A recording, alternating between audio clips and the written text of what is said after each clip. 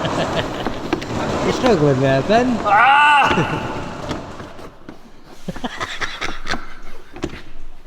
Can't do it.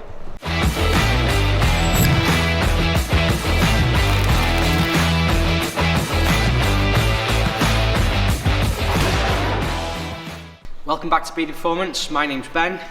This is a BAF Motorsport K-brace, and this is a Mk3 Ford Focus RS.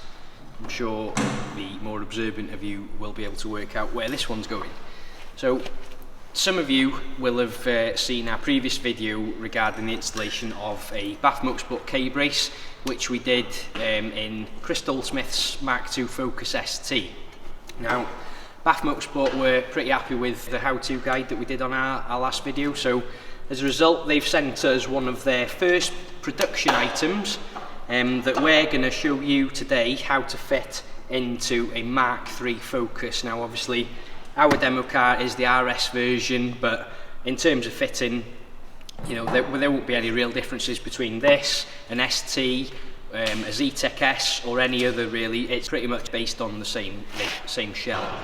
The only differences where you're going to see today here in our RS is it's got the subwoofer in the boot, so it's got the polystyrene false floor installed. So we'll just show you how we go around trimming up the boot liner, if you like, and how to make it fit nicely around the K-brace. So much like the installation on the Mk2 Focus, we're going to start off by swapping one of the studs for the rear shockers with the longer version that BAF have included in the kit, just so that it gives us the mounting point for the upper section of the K-brace in the boot.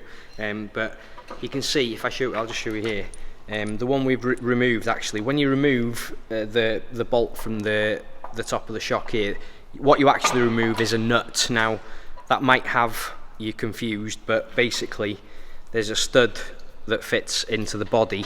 The shock absorber that is then fitted over the stud and is held on with a nut. So once you've taken the nut off, you just need to get this stud out. There is an E socket that fits onto that. If you haven't got it, I'm sure you'll manage it with, you know, a set of mole grips or anything like that. But basically that's replaced with an extended stud, and it gives us the extra purchase needed inside the boot so that we can drop the top of the K-brace on. So we'll chuck that in now.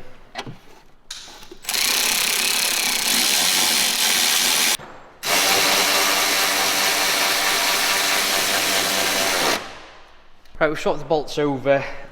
We need to locate the top of the extended studs that we've just put into the shock absorber mounts. So when you've put it up, if you feel around, you'll actually be able to feel the top of the stud pushing up on the carpet.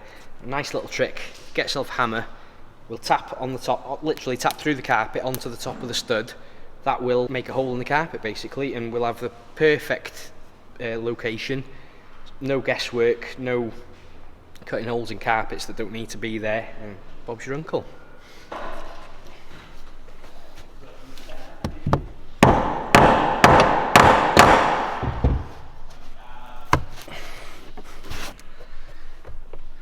What do you think?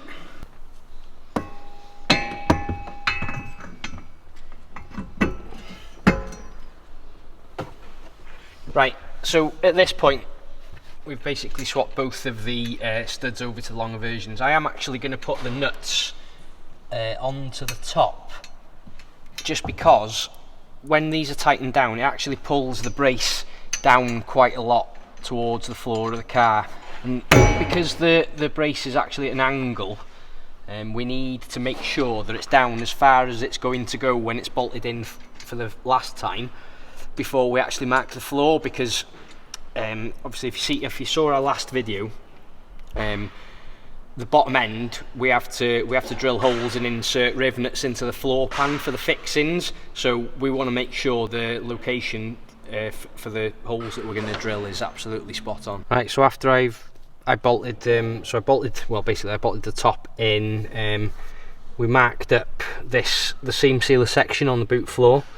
We do that so that we don't just bolt the brace down on top of this, because obviously you're not getting a very firm fixing really when you're trying to bolt something down on top of a really soft seam sealer. So we've marked it out. We're just going to cut this section out, and then we're going to put the K-brace back in so that we can drill the holes so that we can insert the rivnuts, which is going to give us the mounting point for the bottom end of the brace.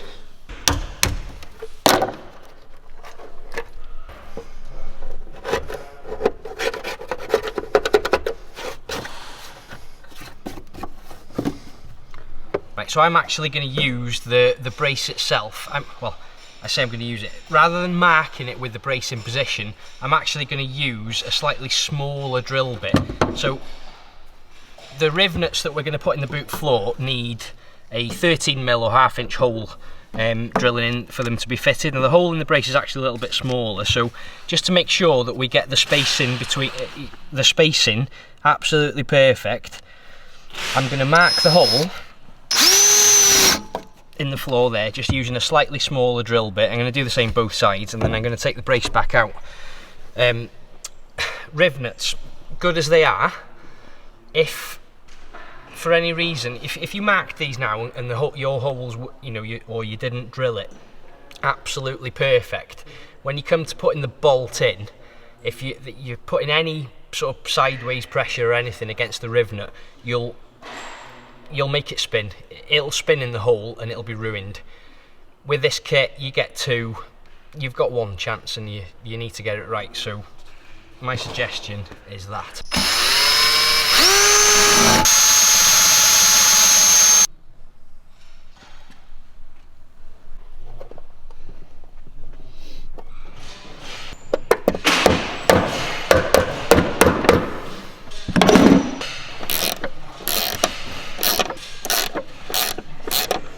Right, so as far as mounting the K-brace itself in the car goes, we're actually done.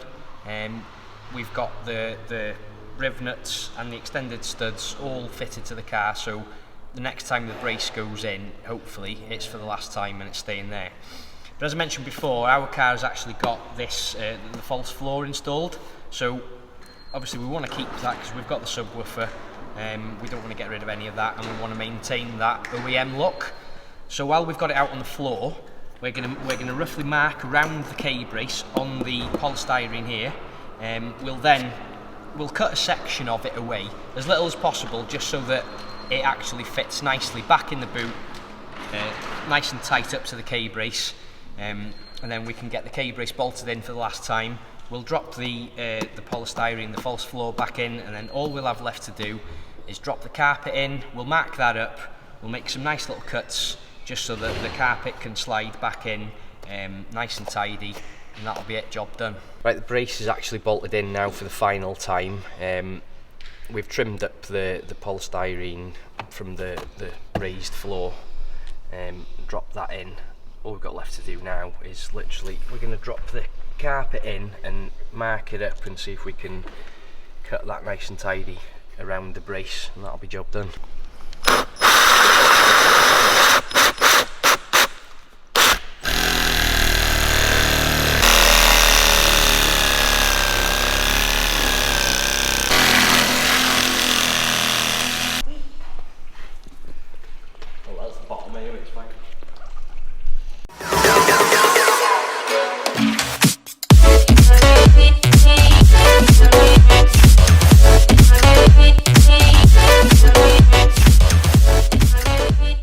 Right, that's us done. We hope you've enjoyed the video. If you have, give us a thumbs up. If you're new to the channel, please do give us a subscribe, we really would appreciate it. Thanks again to BAF Motorsport for providing us with this K-brace and allowing us to do this video on our very own demo car. See the link in the description. And if any other manufacturers out there would like us to do a similar style video on any of their products, please do get in touch via any of our social media platforms. See you next time.